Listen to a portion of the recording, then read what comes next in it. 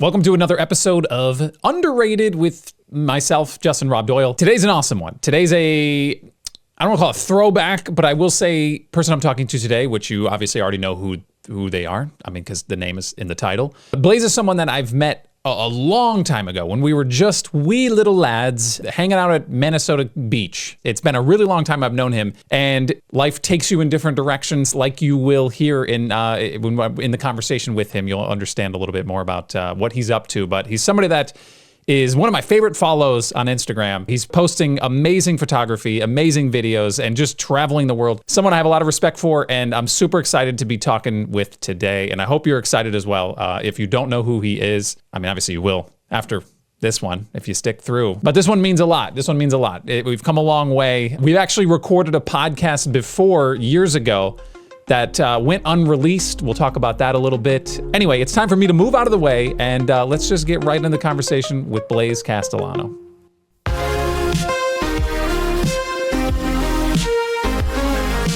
I know you as Blaise Castellano. Are we using Castellano or are we? Yeah. I see you're Blaise Joseph. I know.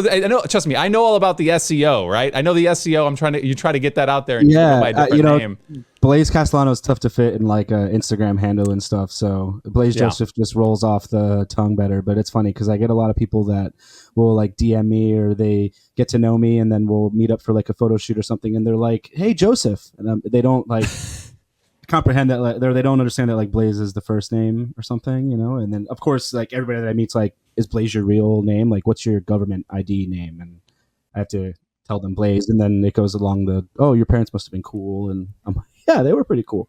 Yeah, no, that is cool. That's a cool name. It always is a pretty sweet name, and I know that we go way back. All right, it's been a long time. I know we kind of grew up in the Minnesota Beach area. That was kind of where we met. Seni and Neji, shout out to them.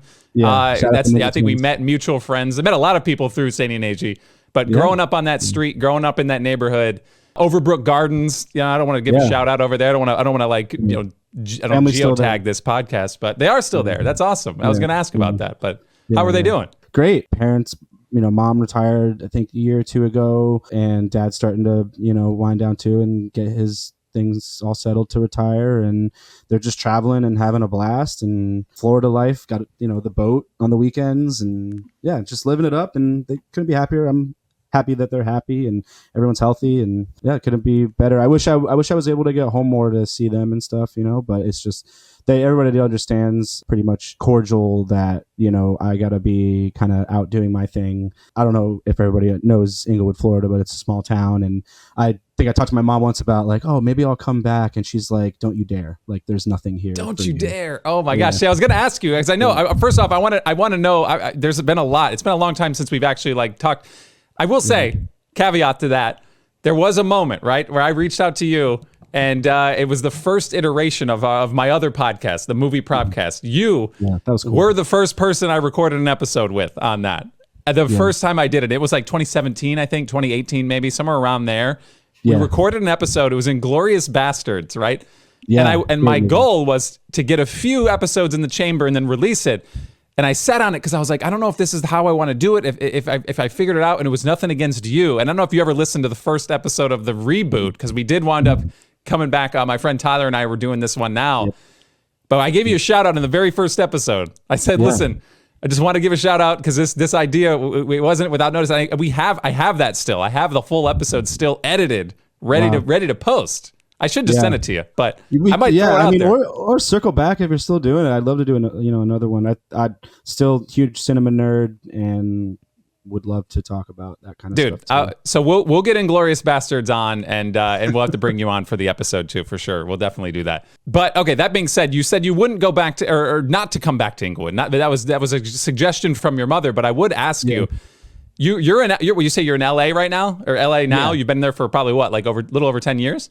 It's going to be 9 in June. I want to know how did you get over there? What does that path look like? Because that's a far trip, dude. It seems like everybody in Inglewood's like, man, I want to get out. You really got out. Like you went way out, about as far as you could go. So I don't know if I'd say a crossroads, but I was definitely when I graduated from UCF in Orlando, it was definitely like a question in my mind of, okay, I'm doing a lot more photography. I'm getting paid to do it. I'm getting gigs and a lot in the entertainment industry.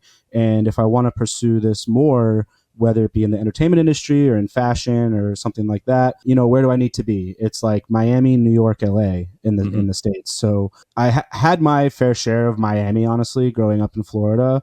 I really love Miami. I don't know if I'm cut out. There's just so much going on there and so many like temptations to just party and go to the Yeah. beach all day. And like, I think I would do well there, but it's a little too close. And I really wanted to, I always had dreams of going to LA, growing up watching like Keanu Reeves movies, like Point Break, and just seeing how cool California was, and like growing up a surfer and all that kind of stuff. It was just always kind of like the mecca of somewhere that I needed to go check out.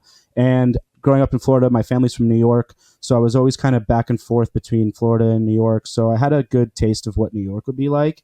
And I was like, I don't know if it's really for me. I need to have the city, but also be able to get out and be in nature and all that kind of stuff. 2 miles outside of LA, there's some of the most beautiful national parks in the country. So just that aspect really drew me out here. And pretty much after I made that decision of it wasn't going to be New York or Miami, I went home for a little bit and kind of had some opportunities out here to work on photo teams for some really big festivals between LA and Las Vegas. And I took those opportunities and basically said to myself, well, I have this summer where I have some really big gigs lined up out there. Let me just pack up the car. I have friends that were like, come, you can crash on the couch, like whatever you got to do. You can stay with us as long as you need. And I kind of just took that and ran with it, packed up the car with little things I had and drove across the country in 4 days and just kind of established at their place and basically lived in a studio futon for like a year and a half till one of the roommates moved out and I took over their room.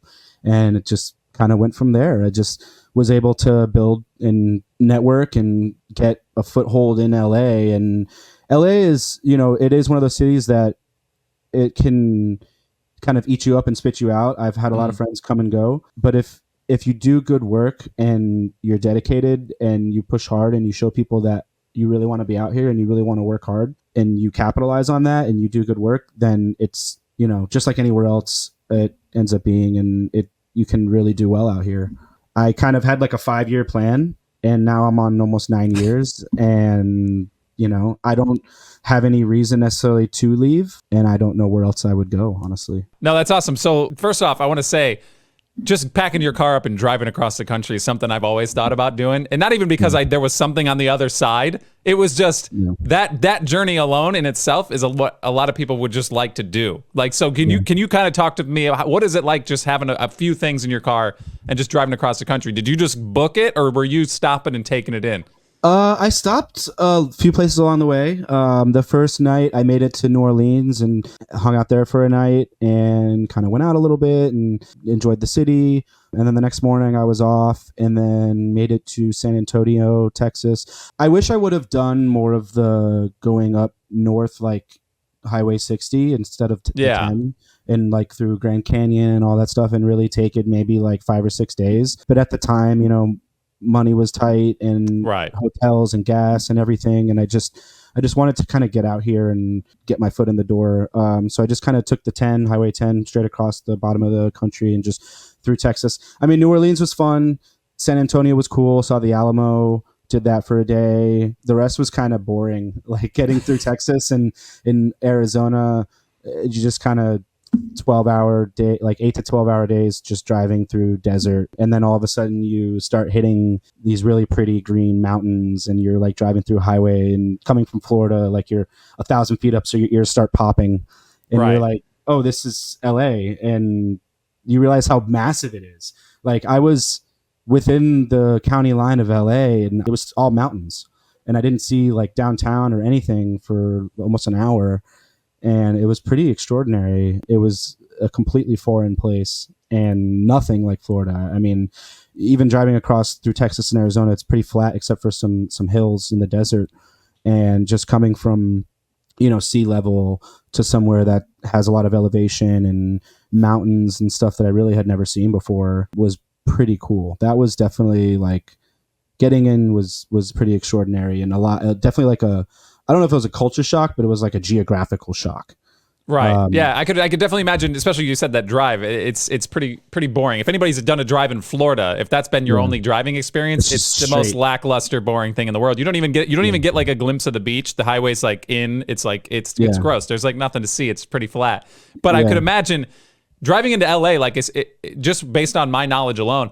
I know that it's kind of in my mind. I'm thinking there's like hills and stuff, but for you to say that you go in and there's like it doesn't sound like what I would imagine LA looks like. To me, it just seems like it's like a low beach town. That's how I always think of LA or just California in general. But to think of it in a different way like that is pretty sweet. I honestly had no idea. I was expecting pretty much flat. I didn't really realize there were mountains in Southern California, but there are. They do be out here. For the longest time, I joked with just about anybody that the farthest west I had ever been was New Orleans, and that was pretty recently, probably within the last I'd say 5 years. COVID kind of shifts everything. Maybe it's been 7 years, within the last 7 years or so. But I did, when I was working for Sports Injury Central, I got flown out to San Diego. That was crazy to me. I was like, dude, I'm going to San Diego. I was in San Diego for about 4 days. And I was like, dude, it's beautiful over here. This is crazy. San Diego is beautiful, man. That's real Southern California. Like, the weather's always nice, and the beach and the water, and it's a little bit more of a condensed city than LA. LA is like very spread out, and San Diego's just kind of all right there. And you have like Mission Beach, La Jolla, all these beautiful cliffside locations. It's really an extraordinary place. I wish I got down there more. We actually have some friends that live down like in Carlsbad down there. Shout out Jesse Sneck. Okay. He's cool. down there. Yeah. He's doing all right. That's pretty solid. Man, I love movies. Like you said, you're cinema. What do they call it? Cinemaholic, cinemaphobe. I just call myself I'm a cinema nerd. Like cinema nerd. That's probably the easier way to say it instead of trying to put directors. Some other weird thing on it. So are you running into anybody? Like, what's going on? What's a just a daily trip to the thing? Are you just bouncing into people? I definitely had some daily just going about my day, like run into people. A funny one is I use this luggage by this brand Toomey. They have stores in pretty much every mall. And I was at the Beverly Hills Mall one day, like getting some repairs done on like the wheels in my suitcase, whatever.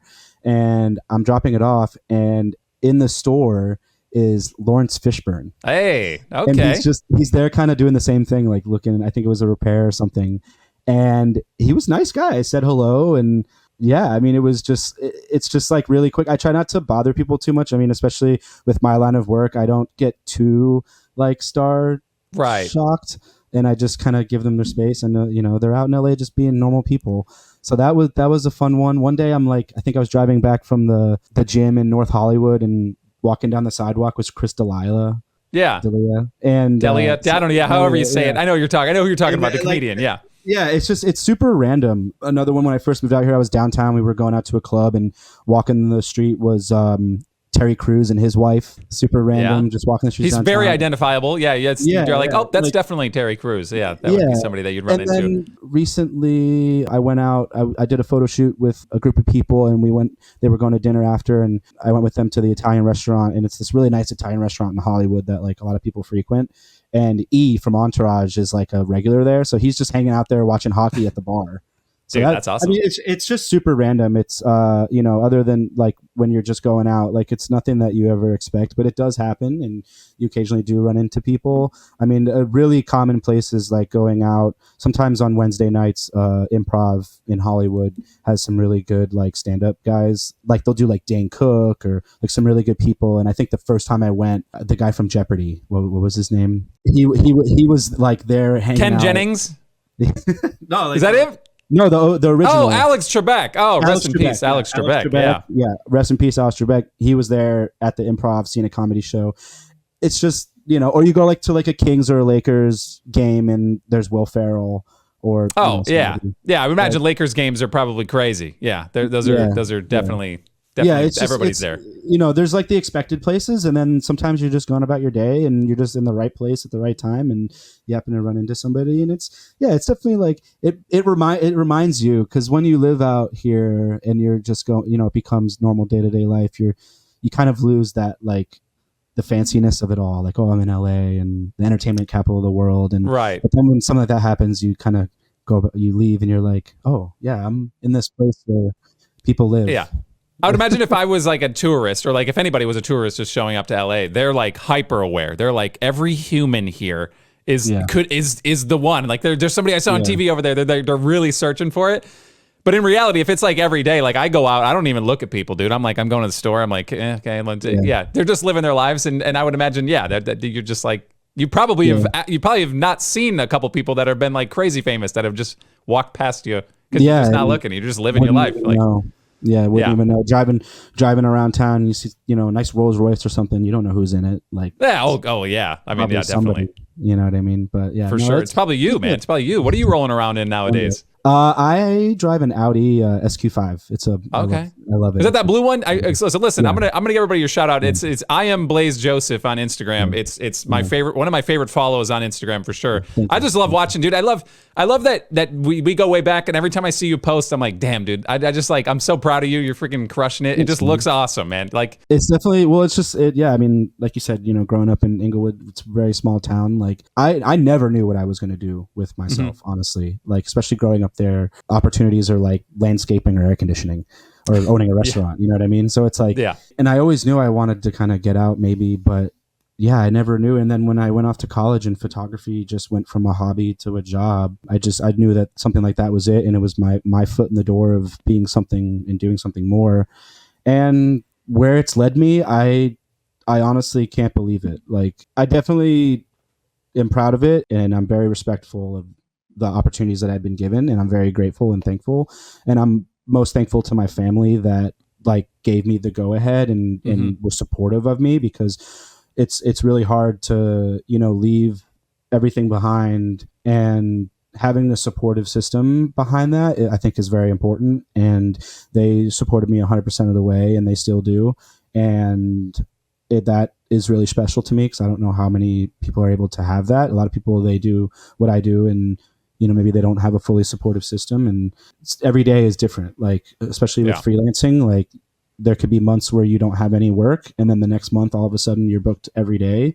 And those ups and downs can be difficult, and having somebody to call that you're close with, that you can, talk through it, or, talk about maybe like contracting or different aspects of business that I didn't know. I'm extremely grateful for all of that. And it's definitely helped me get where I am. And yeah, I think it's special. I'm not, I don't know how many 33-year-olds are exactly where they want to be, but I've done a lot, and I'm grateful for it. And I just hope to continue like growing with it and doing more and more. And whether it's with some big celebrity or a small company, like, I'm here for it, and I just want to do good work and just have something to show for it. And that's it. Yeah, obviously, I don't know what 33-year-olds are happy with. I 100% agree. Like, I mean, I love what I'm doing, but I always feel like there's something more I could be doing, or something that more aligns with what I want to do.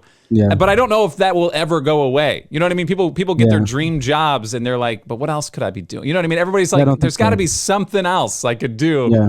Yeah. You can't look to the past and like look at things, and think about what you don't have. You have to think about what you do have and build on that, and look to the future, and just trying to, be doing better. It's like almost every photo shoot, I come back and I get the photos on a computer, and I start looking through them, and I could leave the photo shoot feeling insanely good about it, like I crushed it.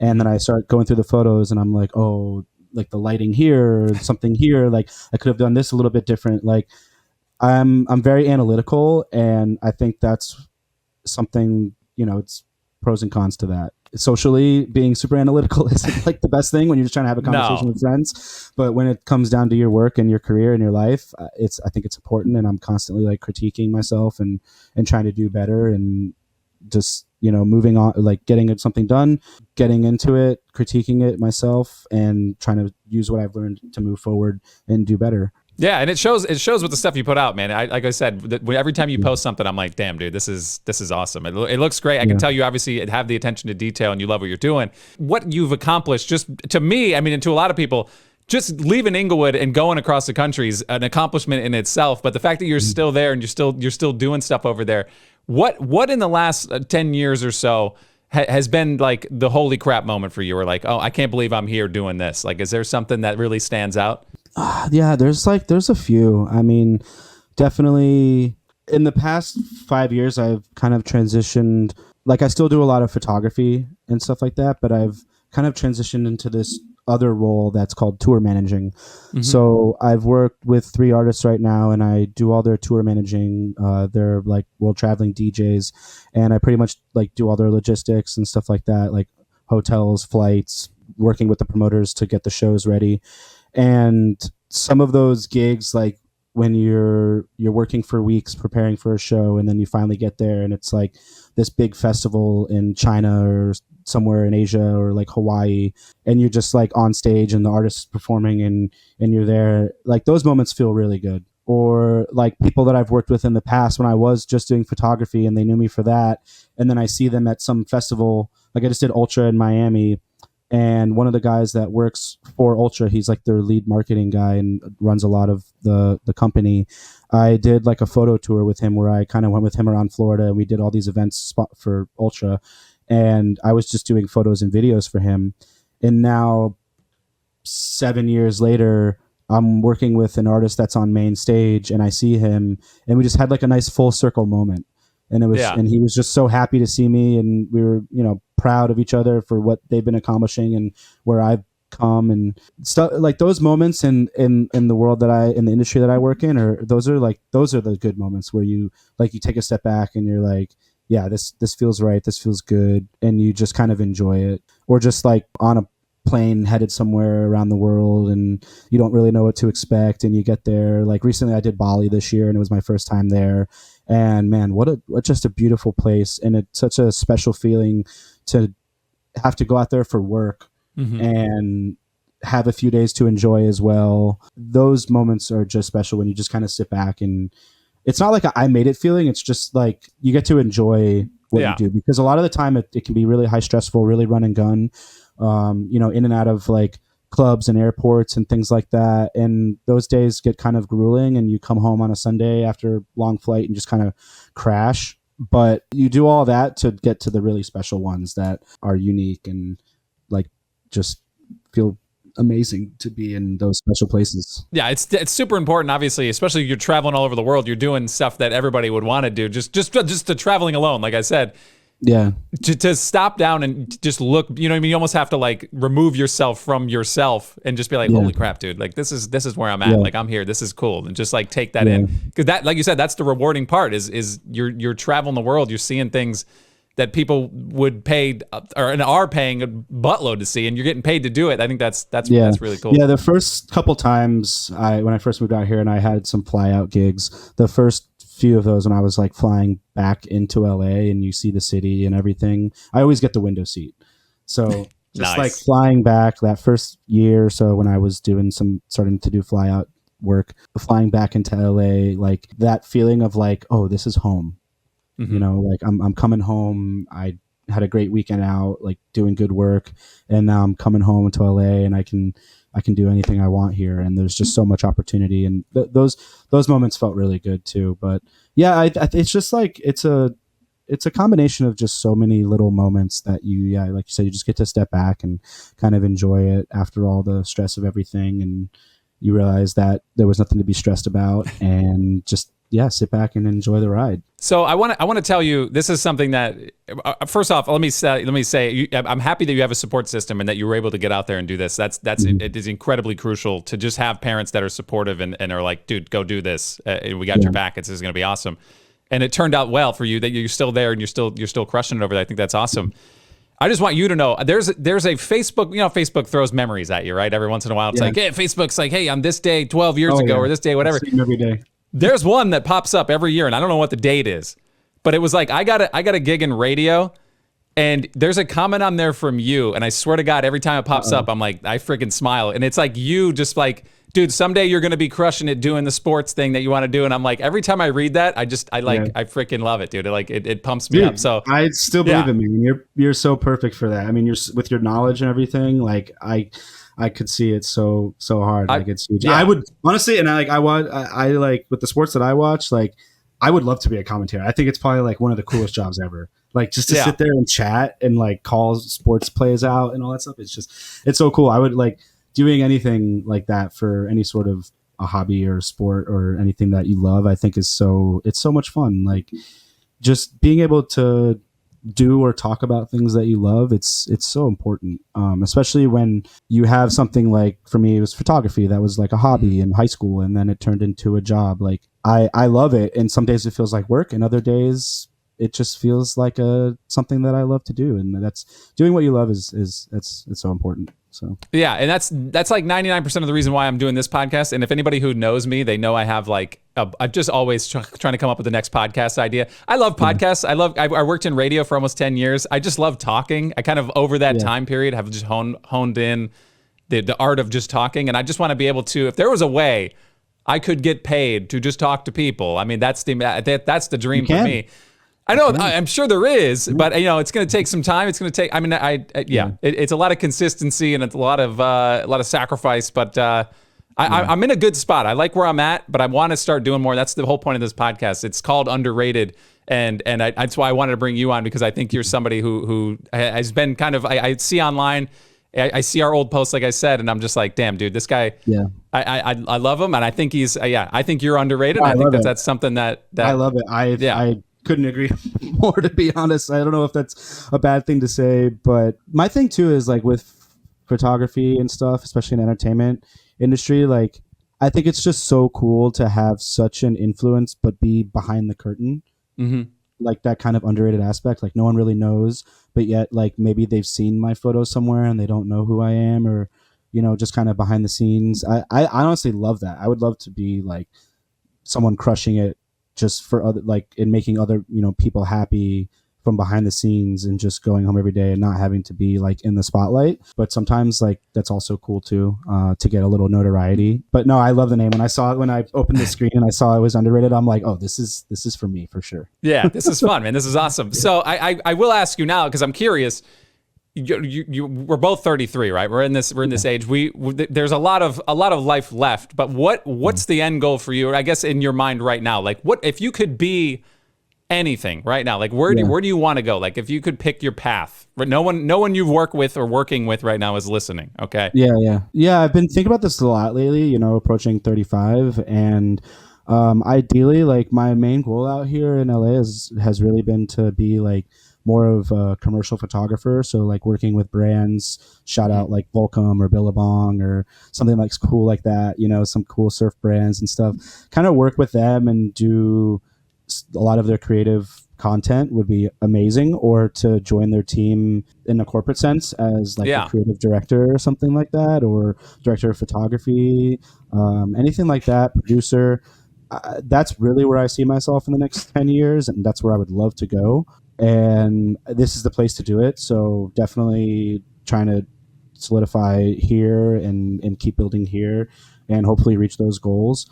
But I've been thinking about that lately too, especially with like all the traveling and getting older. Like that definitely gets tough and it's taxing on your body. So I think backing away from that will be healthy, or at least, if I do get something, if it's in the creative realm and I have to travel, at least like I'm traveling on my own kind of accord and schedule, and not so like run and gun, because touring with artists is very run and gun. Like you're in a city for 12 hours, you're back at the airport, you're flying 5 hours, you're in a city for 10 hours, barely getting sleep. Like it's tough. It's really fun. Has a lot of I would imagine it was really fun when you started it. For the first few, you're like, man, this is awesome.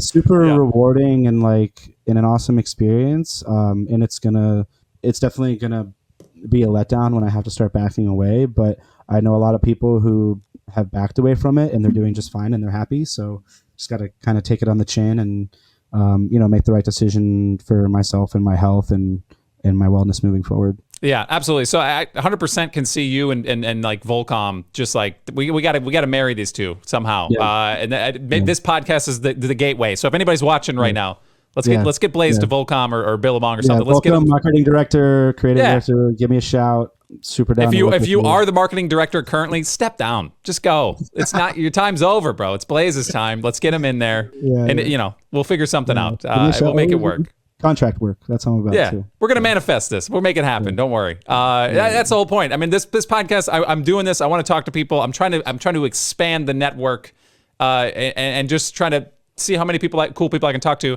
Maybe I'll reach out to Volcom and be like, hey, dude, do you want to jump on my podcast? And I'll find a way, man. I'm going to weasel you in there somehow. I'm sure there's someone in there in that company with a similar story to mine, and other people that just kind of jumped the shark and went for something big, and they're on their way. But yeah, I can see it. I can do it. I mean, I think you can do it. I can do it. I don't know if I could do it. I think you could do it 100%. I think it's 100%. It's achievable, and I don't think you should give up on that dream.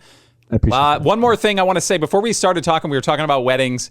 I will say at our wedding, I want to tell you this because this is a story that my wife, we've tossed back and forth. When we were looking for a wedding photographer, I told my wife, I was like, yo, I know a guy who's really, really good with the camera. I was like, I think we should hit him up. And she saw your photos and she was like, these are really good. Yeah. She got a referral from her friend. Okay. Yeah. She got a referral from her friend. She's like, they did her wedding, and I really like them. They're really soft and cute. And she sees your photo. They're obviously really awesome photos, but they're not. They're like party shots. And I'm like, dude, this is going to be a party. What do you mean? I think this would be awesome. I think it'd be great to have him here full circle. Let's find a way to make it happen. She went with this other people, and afterwards. She was like, yeah, we should have went with Blaise. She was like, we should have went with it. And they were okay photos. Yeah. I know, dude. I was bummed because I was like, I think this would be awesome. I thought it would be awesome to have you just, or at the very least, I didn't even know if you could do it at the time. Obviously, your schedules were crazy, but this was like 2018. Yeah. But I wanted to reach out and just float the idea. But her friend was like in her ear, and it was a whole thing. But I mean, honestly, you gotta go with your gut. Yeah, you gotta go with your gut. I mean.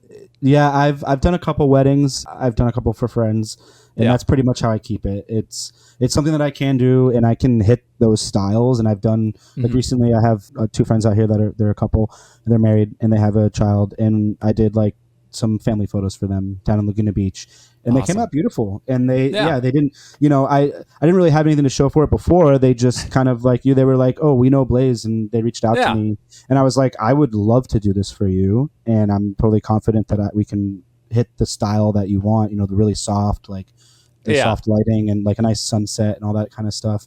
And that's the thing with me is like, one time when I was checking out New York after college to actually move there, I had a meeting with an agent, a big agent that represents photographers and all this kind of stuff. And I sat down with her, and she was interested in me. But when I showed her my portfolio and I was talking to her, my work was kind of like so spread out. I took pictures of cars, I took pictures of DJs, I did some brand work, maybe some fashion, like portraits and things like that. And she's like, I can tell that you're a talented photographer, but you're not showing me that you're like really talented at one thing. And when agents are looking for someone, they like really want someone that's like just doing automotive or just doing fashion, because it's easier for them to sell, I guess, to whatever company or brand they're selling to, that this is the guy for the job because this is what they do. And, I took it on the chin, but I never really let it stop me. Like I'm still like, someone will approach me with something, and if I'm interested in it, like I'll take it. Like I have a gig tomorrow, and I'm literally just going to be like an editor on site, like just editing photos. Like, and that's not, it's not really creative. And I just kind of take opportunities when I can get them, when I'm interested in them. And I shoot what I love. Like photography for me is a medium to which many interests can be explored. And I have a lot of interests, whether it be like sports or cars or surfing or skating, like all those things. And I just love to have a camera in hand, like capturing these moments, and then you get to show them to the client or your friend, and they're so stoked and so happy, and just seeing the smile on their face it's like one of the best feelings in the world. Yeah, 100%. I wish we would have went your way, but that was a different conversation. Good, what's crazy is this photographer, she was fine. She was perfectly fine. It took some decent shots. Like there wasn't horrible. I mean, some of them are pretty rough, but I mean, I'm not. Who am I to critique photography? They were good. That was a good camera. It was nice quality. Hey, if you're what's crazy is a year later, maybe it was within a year, I think she had completely disappeared off the grid, like gone. So like all of her photos were like on her website, like with a login and everything, gone. Yeah. Did you have a chance to get like to download them and stuff? Or? Oh, we downloaded most of them, but like I don't think we had them all. So we just downloaded the ones we wanted to post and all that stuff. But we're like, what the hell? This person disappeared. It was crazy. That's crazy. You tried reaching out to her and nothing. Yeah, gone, dude. I'm telling you, like when I say off the grid, socials gone, everything gone, website gone. I hope they're okay. I was like, what did this person do? I hope they're okay, but maybe they just realized it wasn't for them. But It's a Dad, tough you think business, you'd send man. it? You think you'd send an email or something to the people who Yeah, have stuff on there? I But definitely would. I mean, I it will was say interesting. it's a tough business, and Yeah. a lot of like I haven't had any major like failures per se Mhm. where I feel like I failed. Um, there's been letdowns, Yeah. where you think you have something and the client goes a different direction. And there's been times where I felt like I could have done better, but you just learn from it. You know what I mean? You got to believe that this is really what you want to do, and you kind of just fail upwards. That's the way to do it. You know what I mean? And just kind of learn from every mistake and keep pushing. And hopefully, down the road, some years later, you're just crushing it and doing really well and having a blast. And I'm to the point now where like, I'm starting to realize that I can't really do it all on my own anymore. And I'm having Yeah. to like I have a shoot on Friday, and I told the client, I'm like, let's get an assistant because I could really use it. And he's like, well, I'm already kind of stretched thin on the budget. And I'm like, you know what? Like, I know this is going to be a really quick shoot. We have a lot to do. So I'm just going to take it out of my own fee and get an assistant because Okay. I feel like I need one. And that's kind of where I'm at now, is just like, I don't want to deal with like the like moving lights and like Right. setting up and you know what I mean? I want to focus on the client, like getting them the best quality photos that I can, and working with them. And if it means like taking a couple $100 out of my pay to pay somebody to be my second hands, then it's worth it to me nowadays. Yeah. I mean, it makes your life easier, makes the job easier. Yeah, absolutely. I mean, I went so long with just like, I can do this all on my own. And yeah, I know that feeling. I 100% know that feeling. And I would love to have, for the stuff that I do, I mean, I'd love to have somebody just doing the back end editing and all that stuff just to, dude, Yeah. I'd be able to churn out so much stuff if I did that. And honestly, I guess that's part of growth. If it depends on if that's something that you want to do. If you want to grow it that way, that's something that maybe you have you can somebody certainly on. outsource that stuff. There's some great, Yeah. like Fiverr and some good resources out there to get that stuff outsourced for true. fairly cheap. But at the end of the day, like when you're creating something on your own like that, it is a nice feeling when you kind of like you film it, you edited it like all on your own, and you're happy with it. You don't have to go back and forth with somebody, and you can really just sit there and like work through it yourself and get out of it what you really desire. And that's always what I've really loved about trying to do it all. And like I still push to edit things on my own, and even with video, like I've been recording these hour-long sets lately with like 5 or 6 cameras and doing all the syncing and all the editing on my own. And I could outsource that. I could outsource all of the editing to somebody and let them just run it. But at the end of the day, like when I finish and I turn it in and it's on YouTube and I watch through it and I know that I did all of it, and I'm really proud of it. But yeah, it's definitely a lot of work and it takes time. And that's what's tough is like, I think we're the same boat when it comes to that is you went through, it's your child, right? You've kind of groomed it. You did everything and you have all the pieces and you know where to put them. Yeah. But giving that to somebody else, you know that they're probably not going to put it exactly where you would. And then you have that, like you said, that back and forth. Is it going to really help you? Or are you going to slow you down a little bit? I don't know. Yeah. That's interesting. Honestly, if I had someone to help, it would be more on the like administrative aspect, like emails and cold calling and reaching out and that kind of stuff, and more of that, because that's like running the business. And I would just love to just do the creative aspects. Absolutely. That would be honestly like, if I were to bring anybody on, it would be like an assistant to pretty much do all my day-to-day like administrative stuff, because that's the stuff that like kind of takes time throughout the day. You really got to block it's the tedious stuff. You got to block out your day and say like, okay, if I'm up at 7 a.m., have breakfast, go to the gym, whatever, come back, do like 3 or 4 hours of just hard like emailing administrative stuff, and then that leaves like the rest of the day to do more creative things, like if I have a project I need to work on, or like preparing for a photo shoot coming up. And that's kind of how I block out my day, is I try to get all of the administrative stuff done in the like morning, early afternoon, and then when I'm feeling good and I am in a creative mindset, and I start doing more of the creative stuff like with the second half of my day. And that's how I've learned to like block it. Otherwise it's just too much and you're all over the place and it's unorganized. For sure. So, okay, before we get out of here, before I let you go, this is what I'm asking everybody on this podcast. It's my whole thing at the end. I'm going to ask you, who's someone or something you think's underrated? All right. I want to extend the offer to you And Wow. and so I know I probably should have told you this ahead of time. It's a little spontaneous, but take a moment if you need it, and give somebody a shout out. Somebody thinks it's underrated. Anybody can be anybody. Anybody you want, yeah, absolutely. Okay. Anybody on the planet. Man, there's like a few. Some of the artists that I work with are really underrated. Shout out Gesture. Shout out Good Times Ahead. I mean, they've been in the game a long time, but they get mad respect, and they deserve a lot. Those guys crush it. Frank Walker, someone I work with, he's on the up and up. That's just like close to me right now. But I mean, honestly, like in the larger scale of things, I don't know if he's so underrated now, but Timothy Chalamet, bro. He's pretty rated right now. He's pretty good. Rated now, but like pre-Dune, I was like, wow, this kid's good, man. So I'm happy for him. I think he crushes it, and I would definitely love to see more from him.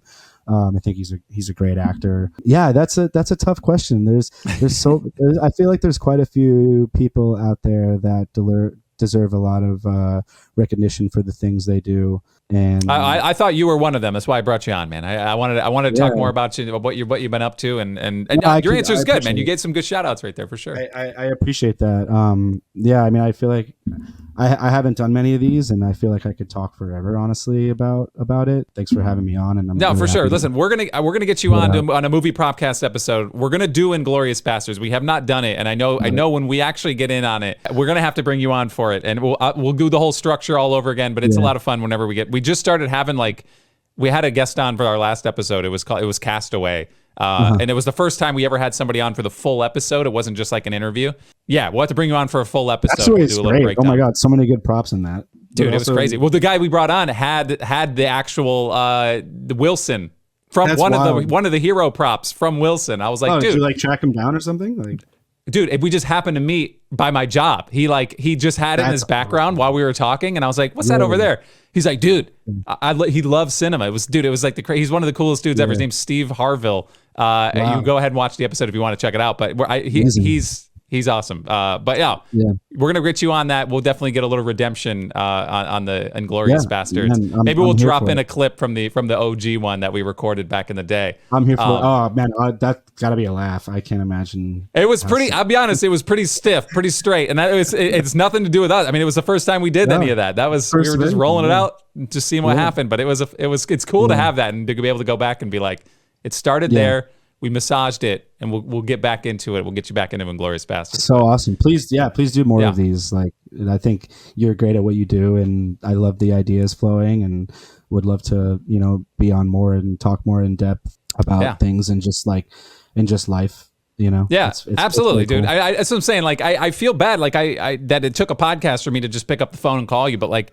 Yeah. I don't know what it is. Like I know I could just talk to anybody. I haven't talked to in so long. Sandy and Asia, I haven't even spoken with them in so long. I feel bad. I feel like I need to. I don't know why I'm not doing it. Oh, they're there. Yeah, I talk to them frequently, once a week or so. We catch up, FaceTime, keeping those relationships healthy with the people around you that do care. Like, I love those guys, man. They coming from that small town, they care a lot. They have a lot of love in their heart, and they're always there for me, and we're there for each other, and they've always had my back, and that's super special, especially from somewhere like that where it's tough to find good friends like that. So yeah, I'd reach out to them. They'd be more than happy to hear from you. Yeah, absolutely. Maybe I'll bring them on. That's how I'm going to talk to everybody now. Instead of picking up a phone, I'm going to send them a link to a podcast. Let's record it and just throw it up, because that's sincere and genuine.